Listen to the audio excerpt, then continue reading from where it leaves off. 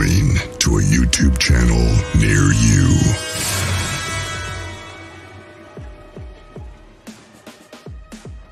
Well, welcome everybody to another edition. How's everybody doing tonight? Mike, Tom, how are y'all doing? Better than finer than frog air here.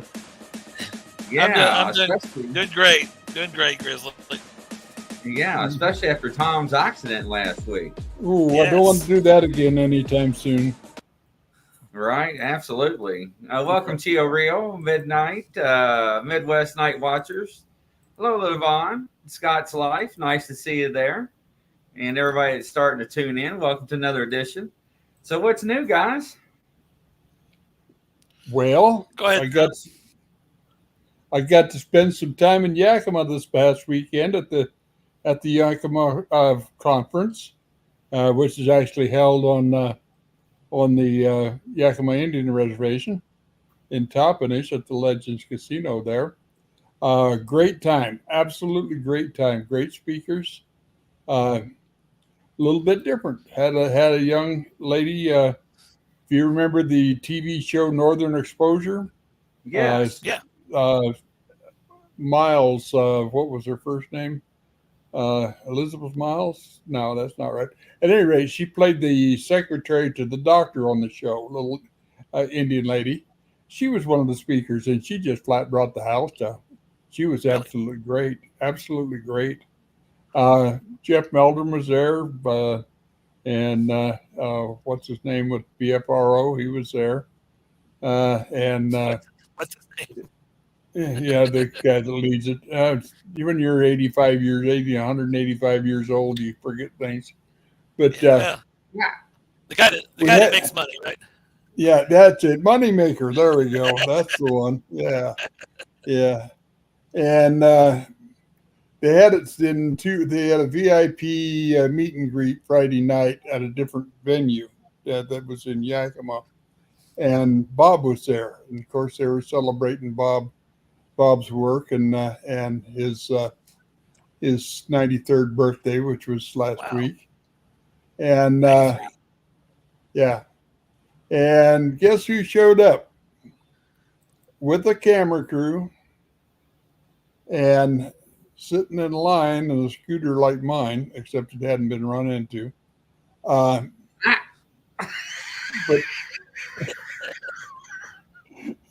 he probably felt like it had before they got done with him.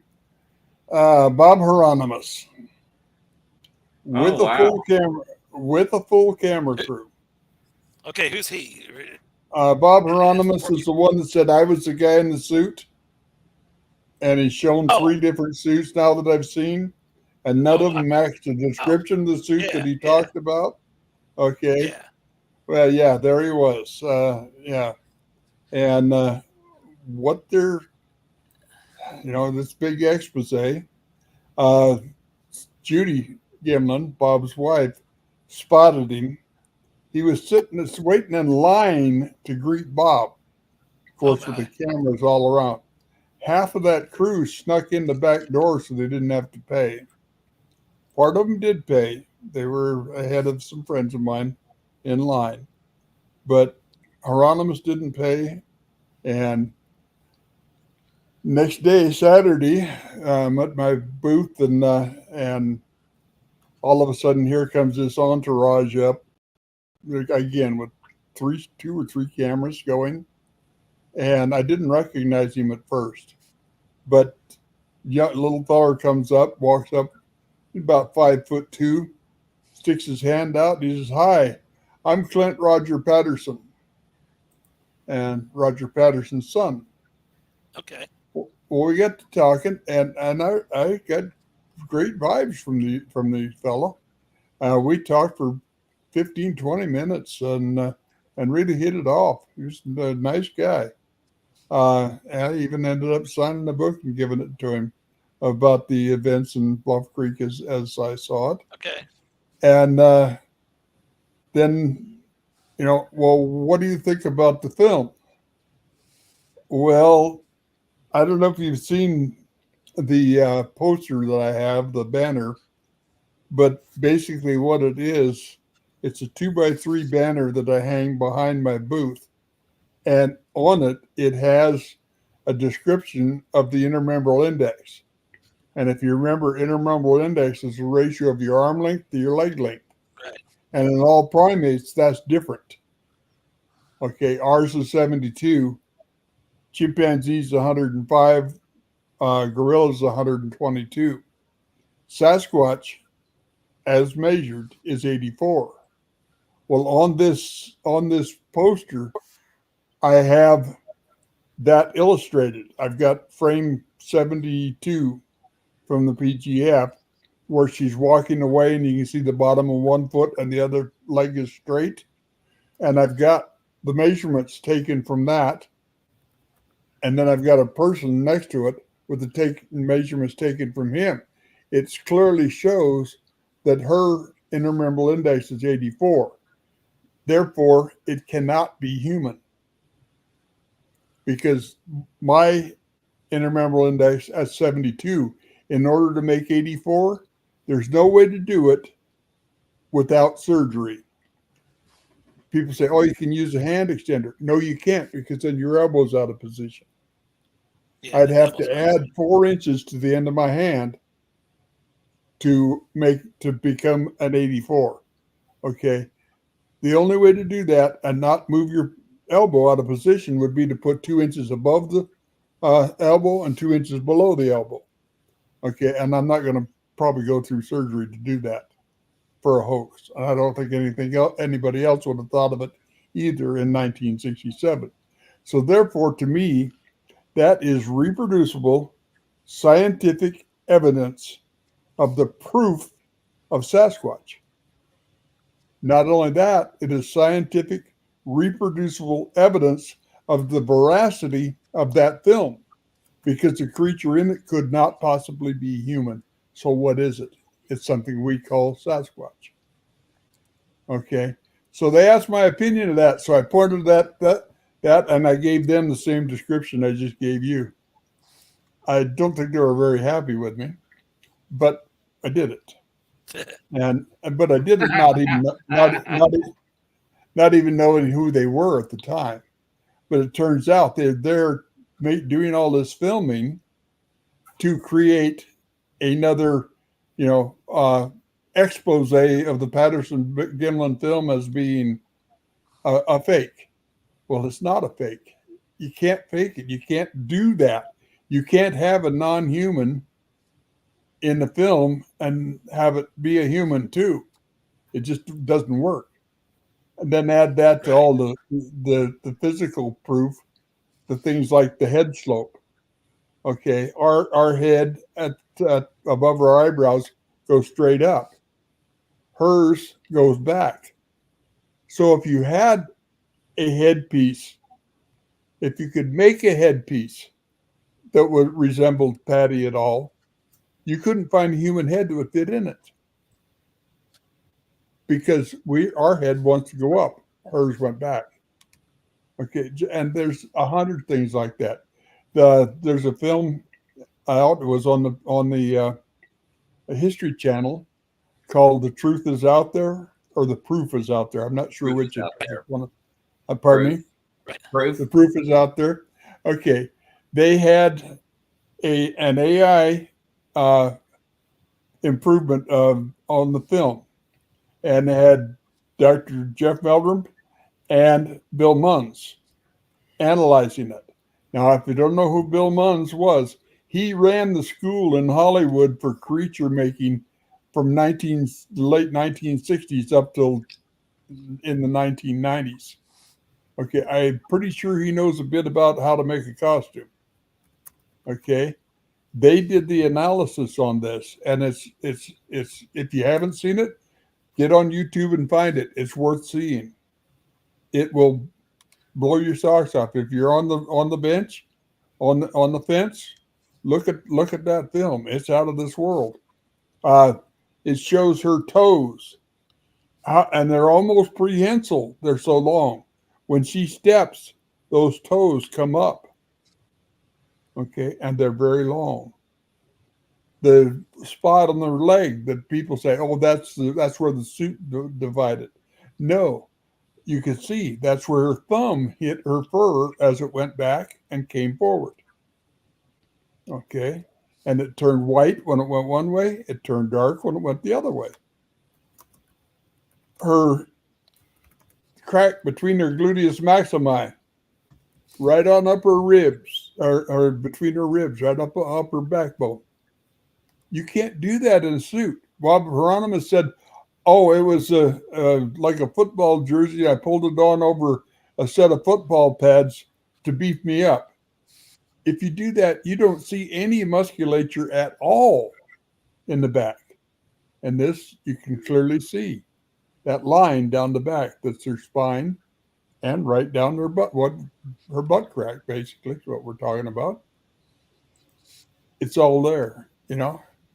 Yet here's this group of idiots, pardon my French, wanting to create havoc with everybody in a conference attitude. Why?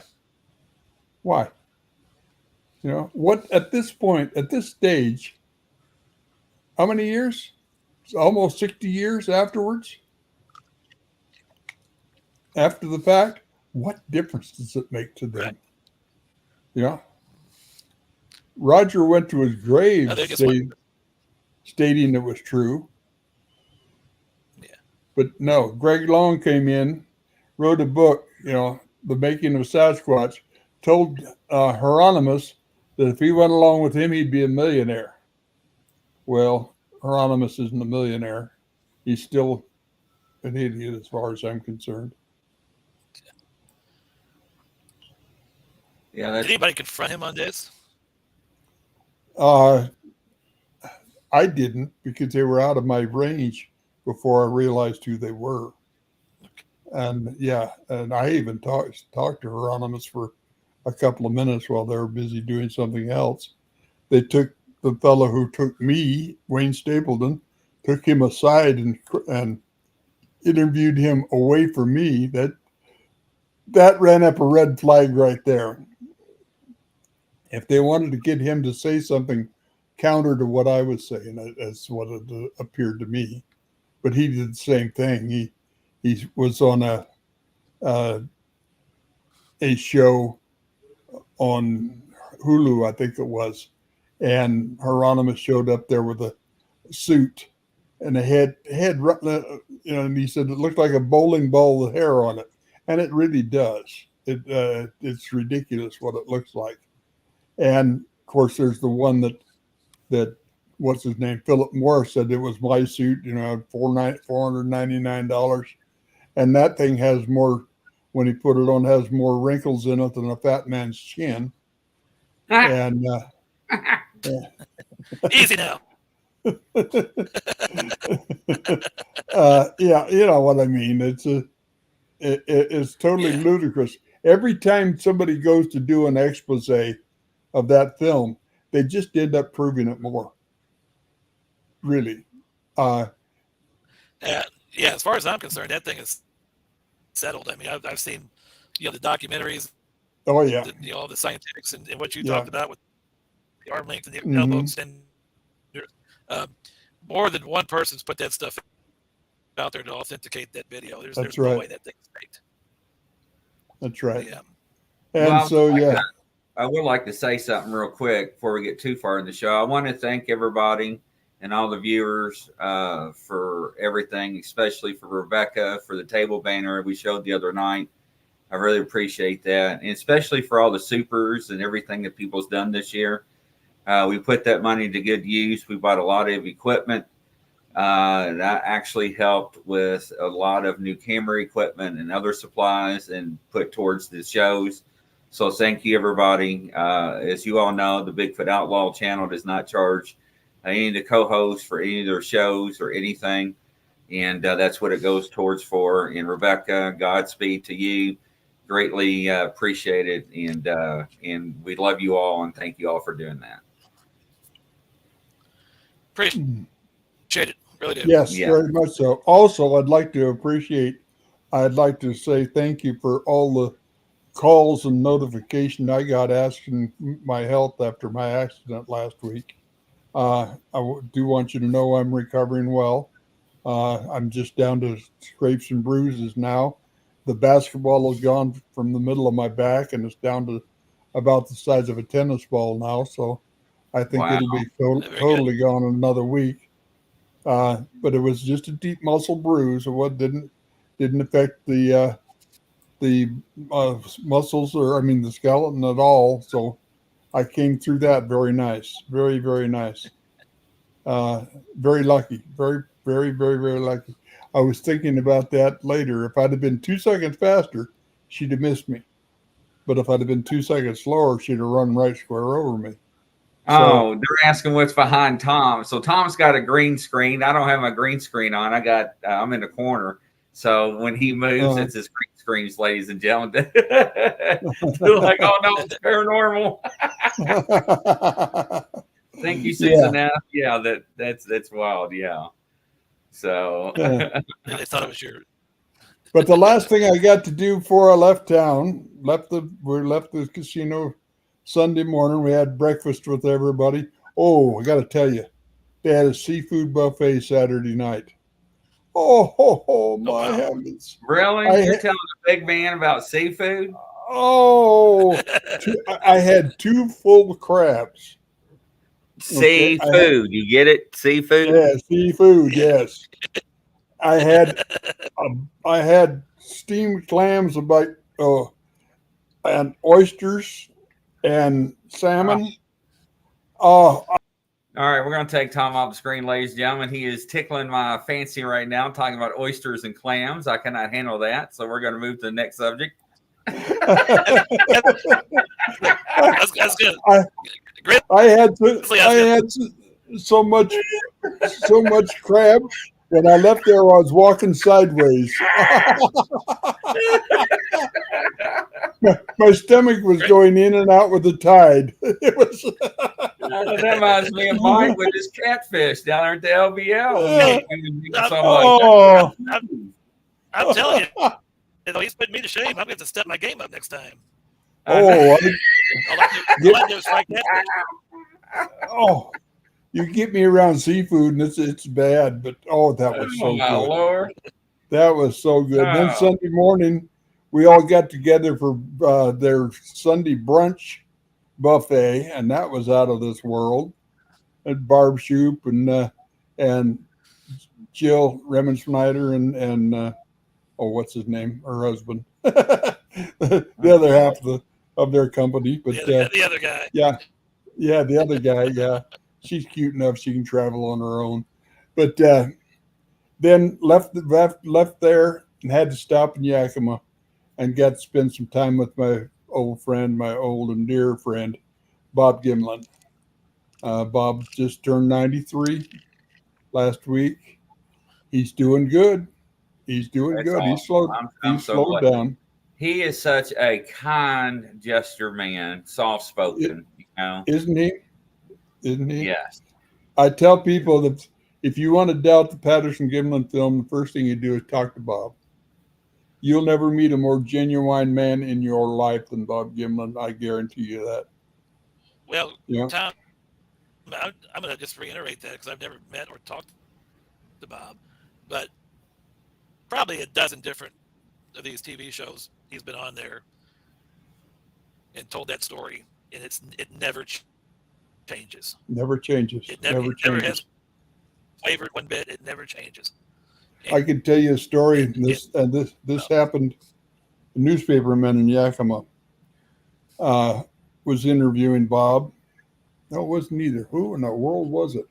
It was somebody and was there from David Wolper Productions, and they happened to call, and he said, "You're never going to guess who I'm talking to right now." And David Wolper says, "Who's that?"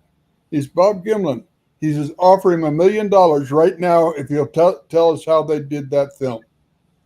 And the fellow told him that, and he was telling me the story. He said, Bob just looks at me. He says, "Well, I'd really like to take your money, but the fact is, what happened? We came around this root rod on this tree, and they're right in front of us, right back into the same story. It never changes." you know, and he's a cowboy. I mean, he's what a true, real cowboy is. And people don't realize what they've called him, what they've done to him 150 years ago. They'd have gotten shot because Oh yeah. you didn't doubt a cowboy's word. His word And was gold. said he's been on record saying, because I wish I never saw it. Mm-hmm. Yeah. He My life says would have been so much easier had I never seen the thing. His kids were just absolutely terrorized by people. Now, why would you do that to somebody's kids? You know, if they were the worst person in the world, why would you do that to their kids? That's just think how in this day and age, with all the cable and satellite TV shows and the YouTube, the Facebook, the social media program. I mean, Bigfoot's more popular now than it ever has been, and more people. Anywhere you go, tourist places are advertising it, stuff like that, and people still call us crazy and nuts and things like that, but not near to the somebody 60 years ago. Just think what they went through is on steroids compared to what we deal with. Well, it was so bad. I never even told my family what I was doing in the 60s and 70s.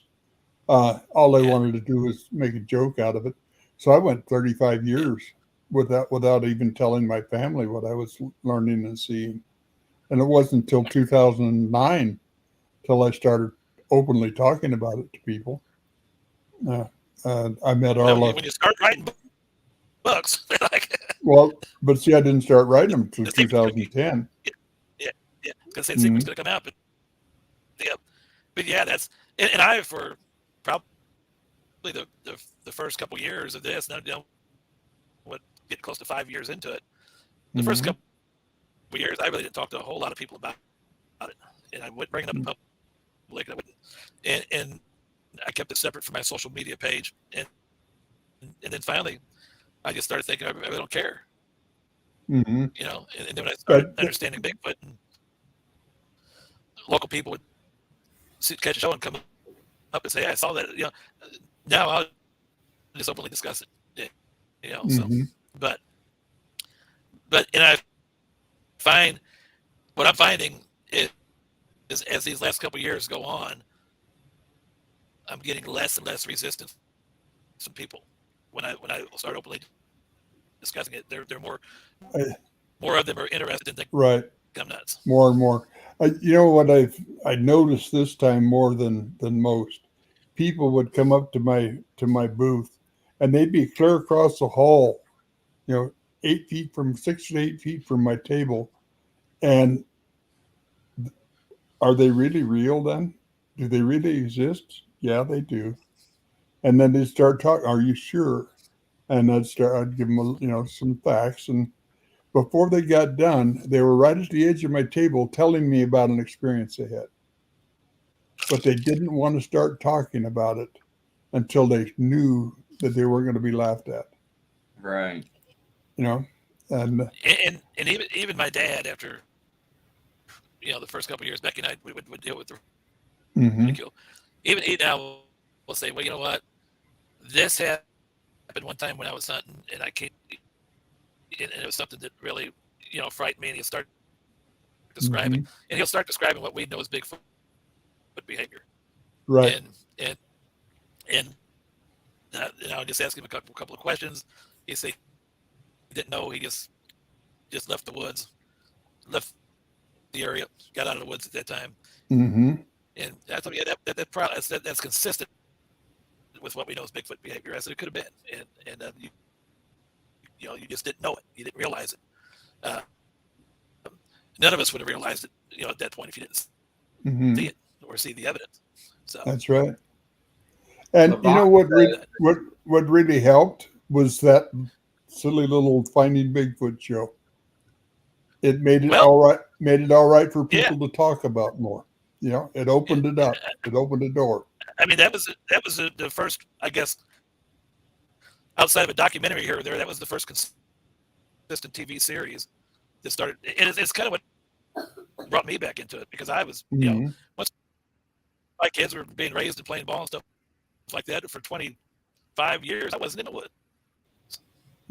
Yeah. And just totally forgot about anything. The Momo days back in the 70s here in Missouri and stuff like that when I was a kid. And then when that show came on, it really perked my interest in the subject. But I still did. I wouldn't have thought Southeast Missouri. I thought everywhere but up in your area, in Pacific Northwest or Appalachia or places like that, and then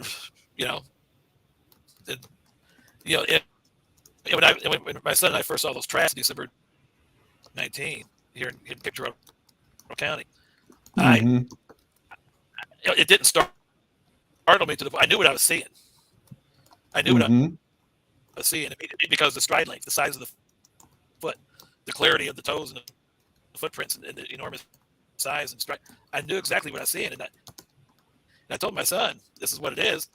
And I said,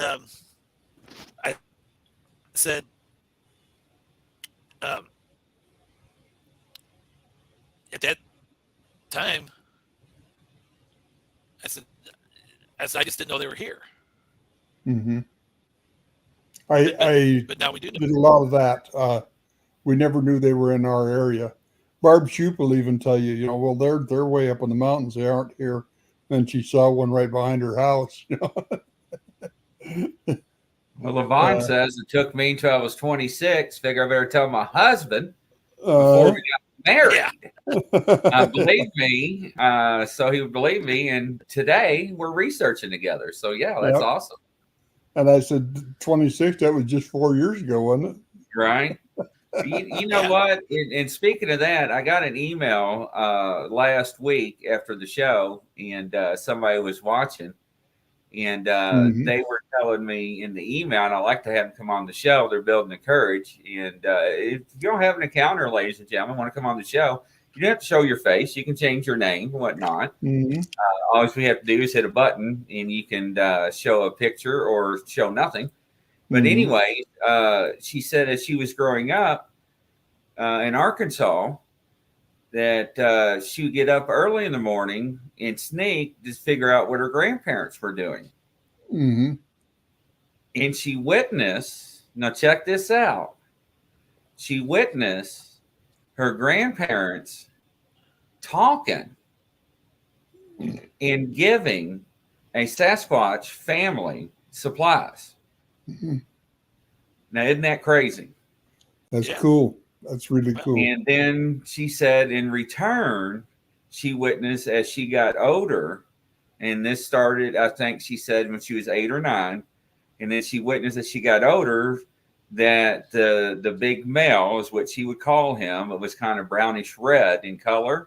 She said it looked like it had an Indian face, a leathery skin. Would bring 2 huge deer in return a couple of times throughout the winter. Wow. And the grandparents would process them, and that would help with the food during the winter. Unbelievable. And I'm trying to give her enough courage to come on the show to tell her own story. Sure. Oh, yeah, a little twisted. It is very incredible. And the story goes on how when the Sasquatch would need something in the middle of the night, they would bang on the side of the house and would hear the grandfather tell them, "You can't do that. My granddaughter's here." So they would try to communicate, and I mean, you can't make this stuff up. I know. Well, you can't, and I certainly hope she'd come on because that would just be an incredible guest. But you mentioned that. Now think about all the time people talk about they looked in my window at night, they banged in the house, and I know people personally. Adam it was on with us last week, and his brother Shelby have dealt with that. And are they? You think they're trying to communicate? Are they trying to tease or joke? Are they trying? You know, because these people, if they don't know better, they see it as a threat. You know, they see themselves being threatened by Bigfoot, and they get scared, and they're like, he's attacking the house. Mm-hmm. Do you think that there's just like a subtle communication? You say, look, you know, is it an opportunity for communication, Tom, or is it something you just need the doors closed? It depends on who's doing it. You know, a lot of times kids will do that. Again, who gets in more trouble in any species than adolescent males, you know?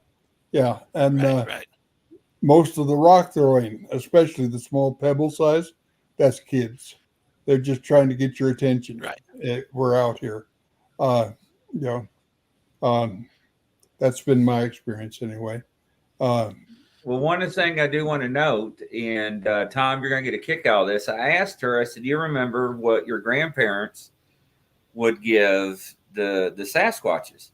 And she said she remembers seeing sacks of potatoes because they were in burlap sacks back then. And I remember that's how I used to buy them at the general store.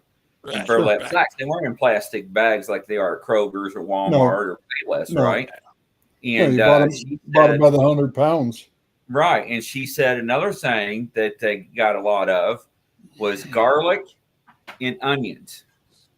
They love garlic. Absolutely love garlic. Mm-hmm. But how many times have we heard people our age now are coming forward and saying, when I was a child, when I was growing up, and now they're coming forward. And I think it is because of the shows. And I think it's more because people are coming forward now, you know, telling their stories. I've always said I wished I had $1 for every time I've started a conversation with somebody with, you know, I've never told anybody this, but, you know, boy, do I hear that a lot, you know, and they finally find somebody that they can confide in that they know is not going to laugh at them, you know. And it's amazing the number of people I had at this conference. I had people coming back to my table 4 and 5 times with different questions, different ideas, you know, of things. Do you think this could be? Do you think that could be? You know, from experiences they've had over the years. But one little Hispanic fellow, he's only about 4'7", I think. But I saw him probably half a dozen times with questions like that. You know, started out with, "Where can I go to see one?" Well, then, I tell you what, we were sitting outside the other night, and I heard an owl, and I was like, I'm like, let me listen. Let me see if we hear anything else. So I looked up the county we're in, and lo and behold, reports all the way back to 1977. Not only reports, police reports, news reports, citizens reports. So, and right out the back door, I've been using night vision goggles and equipment, right, Mike? Because there's fields and farms. So I'm thinking, So I love to go and jump the fence, but unfortunately, there's so many coyotes. You hear coyotes? There's snare traps because there's kids around here. So the farmer's got snare traps because he's worried about the kids playing ball and everything. So, but I told her, I'm like, look, if I'm driving, I see one running across the field, I'm in pursuit. I'm jumping the car and we're going after it. He's like, got a dash cam, you know what I'm saying? I'm gonna film it. I got a picture of that in my mind. It's out of this world. You better buckle up. And she's like, is this four-wheel drive? Like, no, we're gonna make it. You see me my scooter doing that. I mean, it's probably 1.5 miles across this field. That's how wide it is. I mean, it is huge. And then there's a wood line and another field, and it's just farmland. And and I think she said we're in the 5th or 3rd largest town in Indiana. So, Joey would have a ball. Yeah, and he would have for a helmet. So, and over in Eastern Washington, those big wheat fields. I mean, they're thousands of acres per farm. There's farms over there 6 to 10,000 acres. I had one farm I hunted on was 14,000 acres, all wheat. Not a tree in sight. And yeah, you could do that there, no problem. Be a little rough ride to cross those riffles where the wheat are planted, but Yeah, she said she's third or fourth in the state. So yeah, that's how big Yeah. it is. It's just crazy. Yeah. Yeah, that's cool. Hey, Dukes of Hazard has nothing on me. Trust me. If you just saw me on the PD, yeah, you would never ride with me. And Joey says, "Hammer it down, Grizz." I would. I would absolutely. Hammer down to Macon Town. Yeah, absolutely. So, Mike, what do you got? Anything new going on with you? Not at the moment. We were planning on going out Saturday afternoon and evening within it's a public conservation area, and they got youth deer season in Missouri this weekend, so that's going to probably put a damper on some of that. We still may go out. It'd be interesting. We'll go out to one of the parking lots because we'll hear as the deer hunters come in, as they come into the parking lot, you'll hear the Sasquatch yell. They'll have a watcher about 50 to 70 yards off the parking lot in the woods. And as the deer hunter come out, he'll let out a yell. 10 minutes later, the next deer hunter comes out, he'll let out a yell. And he'll do, they know how many hunters parked in that parking lot and gone into that set area woods. And they know how many came. And then when the last hunter is out, they know now we can roam safely. Yep. That is insane. And we have sat there. And we have listened to that. And the hunters are oblivious to it. The hunters, I mean, you can clearly hear the whoa, coming from the Sasquatch. And the hunters are oblivious to it. They just put their stuff, if they got a deer or not, and take off. And we'll just sit there and listen. And then about 30 minutes after the last hunter's out, then you start hearing the Bigfoot roam the woods and do their hoots and hollers and stuff like that. Normal. Yep. Yeah, I got to make it up there next year, Mike. I got to. Welcome, Greg, to the show. I was just thinking about you. Yeah, I got to make it up there and do some filming in that parking lot and some audio recording. That's just yeah. So we talked about we might just go up and sit in the parking lot, close to dusk when the hunters are start coming out, just seeing if we can hear what we've heard before. It's always fun to hear them. It always is. It never. Oh yeah. It never diminishes. I have since we took the students out last year. A lot of families will they'll do their vacations. They'll do the camping trips into state parks or down at the Ozark streams for float trips and things like that. And I'll say, go at nighttime when you've got the old campfire going and everything like that. Just listen. Just sit and listen.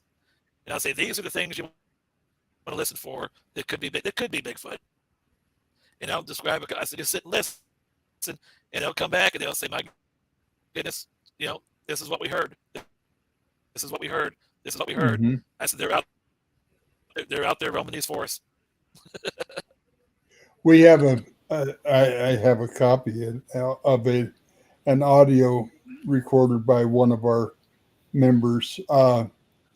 You can hear everybody in camp chatting and talking, and here's this what they call Ohio type howl in the background. Right. And you can hear people in camp chattering even on the audio. And the neat thing of that is when you slow it down, what you learn. I slowed that one totally way down, and then took Ron Sierra sounds and slowed them way down, and then so that they all matched my speech. And all three of them, you couldn't tell them apart. in that howl, when it's slowed down, is actually communication. They're speaking to one another, and that you can see it when you slow it down enough. You can see the waveforms. Yeah, that's pretty And, interesting. Mm-hmm. and Thom, you left the show last week because Yeah. of the injury, but you need to go back because Adam had that audio, which was very, very closely Mm-hmm. resembled Ron Moorhead's audio chatter. Mm-hmm. And you need to go back and give that a listen and analyze that a bit too. We'd like to hear your take Yeah. on that when you get a chance to. I'm not exactly what time frame that comes up as on, but we'll have to get that to you. Yeah. Or you go back to last week's show and find it. I need to get those 3 waveforms sometime, and we'll have them on the show and compare them and talk to them about them and what they mean. It's so graphic. And I also have one note that spans 5 octaves. Show me a human that can span 2 octaves in a single note. No, totally agree. But that audio that what's his name had, I forgot his name. You just said his name. Adam. It sounded damn near like Ron Moorhead Samurai Chatter, and that is the closest. Yeah, that's a way of communication. They're talking to one another. That's a vocal, and we spent 5 years studying their written language. Most people don't even understand that they have a written language, but they do. Same as the Sumerians had. Yeah, and the runes, the Icelandic runes, same thing. Just doesn't take any great stretch of imagination to see the difference, to see the similarities and the differences. But and some of it is so beautifully done. It's absolutely art, without a doubt. And these beings just absolutely amaze me with what they're capable of doing. People said, how intelligent are they? They're more intelligent than we are. First of all, they don't want to have anything to do with us. That proves they're pretty darn intelligent. Here's the audio, Thom. All right. Right here.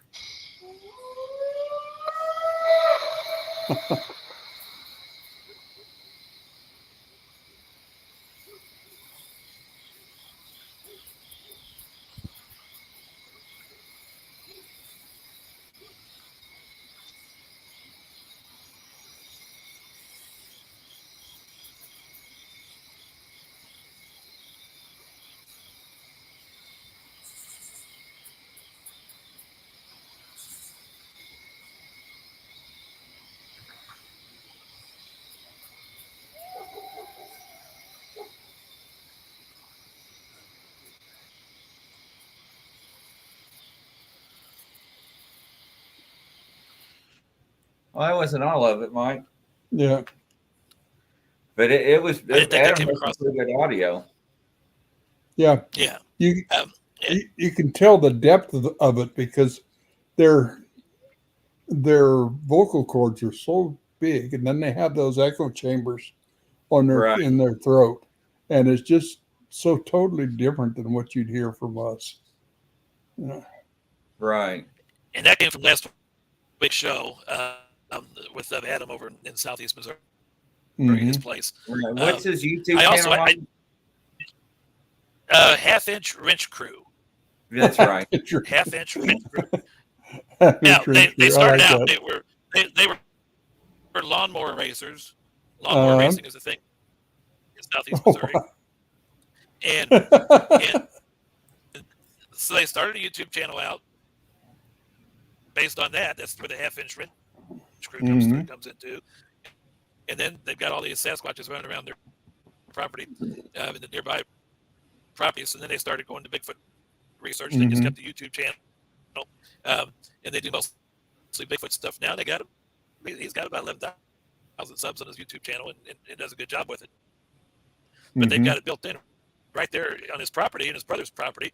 I mean, it's right, and this is real close to where I do the gifting thing that Give Me Money project last Yeah, year. Tom. Half Like I mile. said, when I heard when Mike played his audio, I told Adam shut the front door. Yeah. And I was like, "What the frig?" Because that is the best audio comparable to the Sierra sounds, Samurai Chatter that I've actually heard recorded. Because when I interview people, whether it's on the show or off the show, people talk about some kind of sounds they hear, and I mimic the Samurai Chatter, and people are like, "Grizzly, that's racist." And I'm like, "No, wait, it ain't racist. I'm trying to mimic the Sierra sounds, right?" And I still cannot believe how many people has never heard that. No. And from time to time, Mike and Tom, we play it on our shows, and people are like, "What is it?" And it's like, "God, y'all been." Those were recorded 50 years ago. Right. Yeah. But today, we found people in Florida, Tennessee, Georgia, Arkansas, Oklahoma, all the way up to the Carolinas that's actually heard that but never knew what it was. Never knew what it was. Yeah. Yeah. My son heard it one day while we were fishing, and he was on one corner of the pond. I was on the other corner of the pond, and we knew the two Sasquatches were over there on his ridge, and because we'd heard him and we'd been hearing him, and he's sitting there fishing, and he says to me, he says, and this is just about 4 years ago, he says, "Dad," he goes, "I think they're up there talking to each other." I said, "What's it sound like?" I said, "What's it sound like?" He goes, "It sounds like a couple of chimpanzees just carrying on a conversation." I said, "How far away do you think they are from you right now?" He says, he goes, "My guess is about 30 yards, and I'm starting to get a little bit nervous." and at that time, I walked over to where he was. When I walked over to where he was, they just got dead quiet. So one thing there were two up there. You have to remember is we and Sasquatch are the only two primate species that are capable of articulating speech. Chimpanzees and gorillas can make noise, but they can't articulate speech. It's the way their hiatal bone and where your tongue attaches is attached to your tongue. They simply cannot do it. And so, they can screech and they can make noises, but they can't speak. And Sasquatch can. This was in my early years of doing this stuff, and I was just, of course, we were going to a hot area, but we were going just to do some business during COVID. We just had all for work. We just tried to do some fishing and stuff like that, get away from people. And on the way home, I told him, I said, "Look," I said, "I'm into this stuff. I know you're not into this stuff." I said, "Are we on the same page here, or am I playing too much into this Bigfoot stuff?" He goes, "Oh, no." He goes, "We're on the same page." He goes, "I just don't want to talk about it."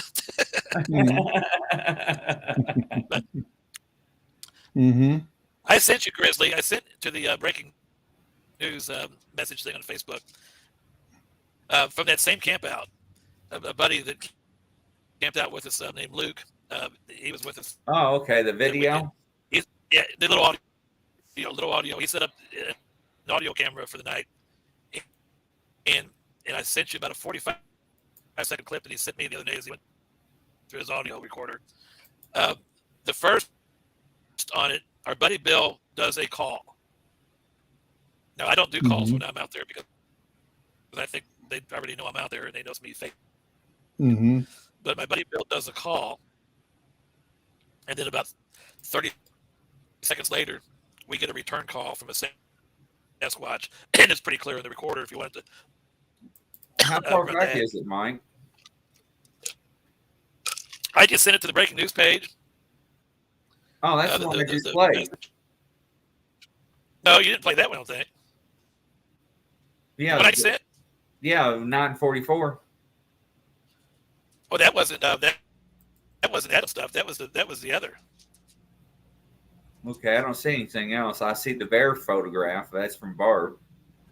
Yeah, so Adam stuff. You'd have to go back to last week's show and do this. So what you played was what Luke had on his recorder. Oh, okay. I think it's the YouTube one. First yell was 54 Bill's. seconds. Yeah, the first yell was Bill's, and then that second yell was a Sasquatch. The 54-second one? Yeah. All right, stand by. Here we go. And action. Okay. Okay, wait a minute. That's the handprint. Let me cancel that one. All right, let me back out of that one. That's the handprint. So let me go back just a little further.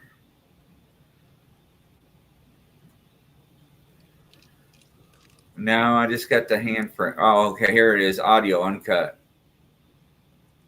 No, that's the 2-minute 4. Can you resend me that one? Because the one I've got is the uncut one. The one from Adam? Yeah, 2 minutes and 47 seconds. Everybody just heard the crickets on it. Then I got the handprint one.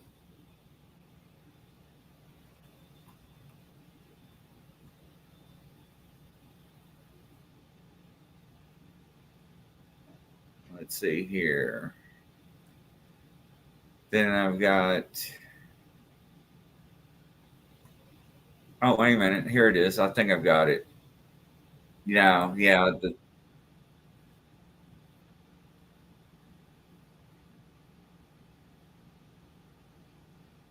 Okay. Yeah, the 2-minute one, I think. Okay, I've got it now.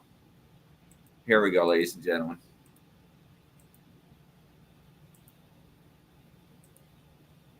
Let me turn my volume up. Oop.